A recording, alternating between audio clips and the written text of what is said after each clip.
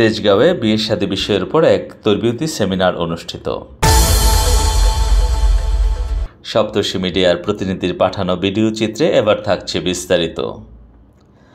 28 November বাদ জুমা আহমদিয়া মুসলিম জামাত তেজগাঁওয়ের উদ্যোগে স্থানীয় জামে মসজিদ আল মসজিদ বায়তুল ইসলামে রিশতানাতা সেমিনার অনুষ্ঠিত হয়।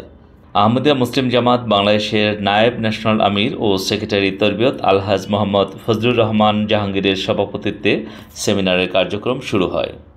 শুরুতেই পবিত্র কোরআন থেকে তেলাওয়াত করেন ডাক্তার খন্দকার মোবাশ্বের আহমদ এবং নজম পাঠ করেন মোহাম্মদ মমিনুল হক।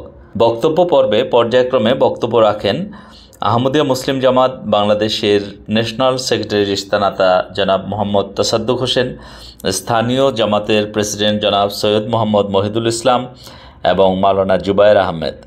শেষে সভাপতি সমাপ্তি বক্তব্য রাখেন। বক্তাগণ বলেন, দাম্পত্য জীবনের সূচনা হয় বিয়ের মাধ্যমে। বিয়ে একটি ইবাদত। দাম্পত্য জীবন মানব জীবনের অতি গুরুত্বপূর্ণ অধ্যায়। বক্তাগণ হজরত মোহাম্মদ সাল্লাল্লাহু আলাইহি সাল্লামের বিভিন্ন হাদিস তুলে ধরে বলেন, মহানবী সাল্লাল্লাহু আলাইহি সাল্লাম বলেছেন, বিবাহ হলো ঈমানের অর্ধেক। যে বিবাহ করল সে তার ঈমানের অর্ধেক পূর্ণ করল, বাকি অর্ধেকের জন্য সে আল্লাহকে ভয় করুক।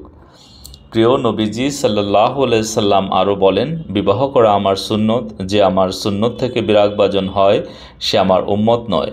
অতঃপর বক্তাগণ বলেন, ইসলামের দৃষ্টিতে বিবাহ একটি পবিত্র, পূর্ণাঙ্গ ও সম্মানজনক চুক্তি, যা ব্যক্তিগত জীবনের স্বস্তি, সমাজের শৃঙ্খলা এবং জাতিতে নৈতিকতা ফিরিয়ে আনে।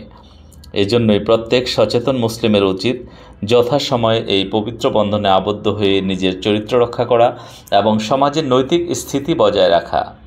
পরিশেষে মুসলিম জাহানের শান্তি ও সমৃদ্ধি কামনা করে মোনাজাত করা হয়। শরীফ মাসুম, সপ্তর্ষি মিডিয়া, নিউজ ডেস্ক।